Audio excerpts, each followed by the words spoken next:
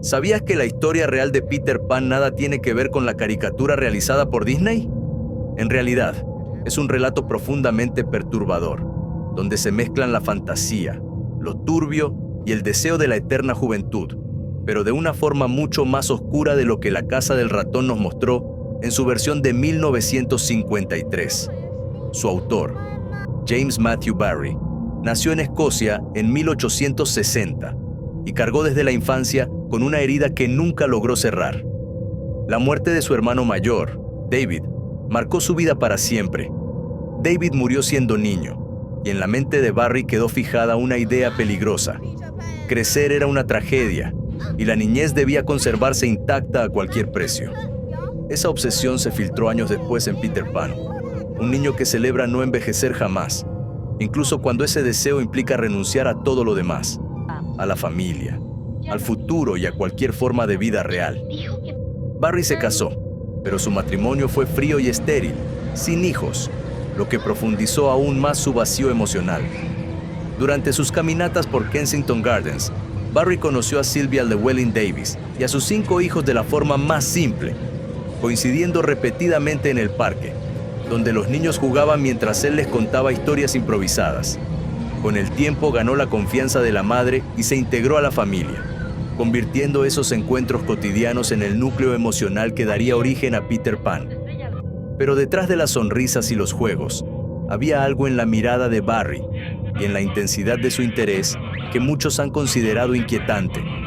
Los 5 hijos de Sylvia Llewellyn-Davis no eran simples acompañantes de juego.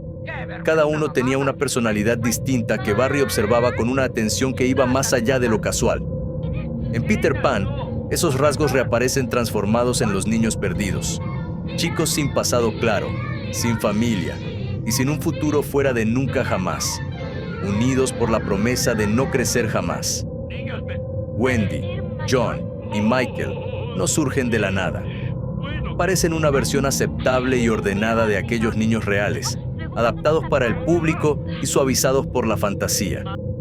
Pero bajo esa idealización, los encuentros en Kensington Gardens dejan una sensación incómoda, la de un adulto que construye un universo entero alrededor de la infancia ajena, mientras la obra disfraza esa cercanía con vuelos, risas y aventuras eternas. Tras la muerte de sus padres, Barrie adoptó oficialmente a los 5 hijos de los Llewellyn-Davis, convirtiéndose en su tutor legal y en la figura central de su vida cotidiana. Los educaba, jugaba con ellos y moldeaba su día a día, mientras la línea entre protección y control se volvía cada vez más difusa. En la obra, esto se refleja en la figura de Peter como líder de los niños perdidos, un guardián que promete una infancia eterna que, en realidad, solo le pertenece a él.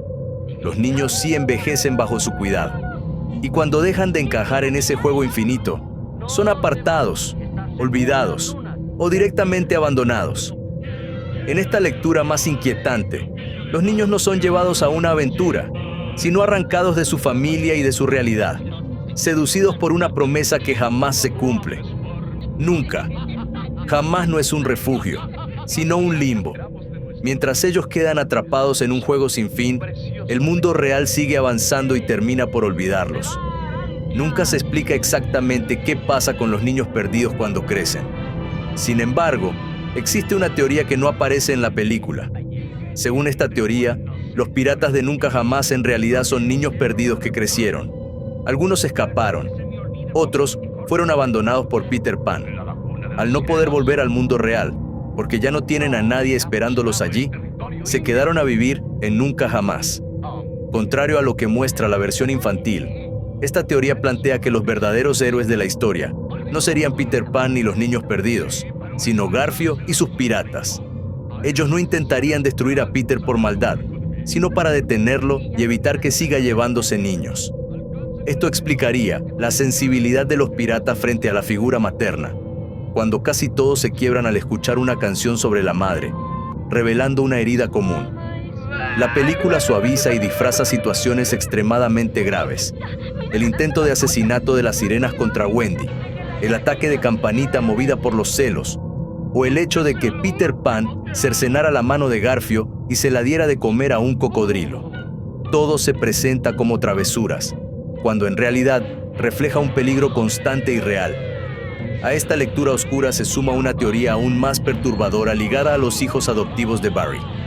Michael Llewellyn Davis murió ahogado en 1921 junto a un amigo, en un hecho rodeado por la teoría de un pacto suicida.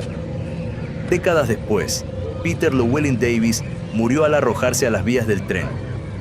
Antes de hacerlo, cambió su apellido, intentando desprenderse del peso de una identidad que nunca eligió. Disney no creó una historia inocente, solo la cubrió. Nada fue eliminado, solo maquillado. Peter Pan no cambió la forma en que nos lo contaron. Y quizás al crecer, no olvidamos la verdadera historia, solo aprendimos a no mirarla.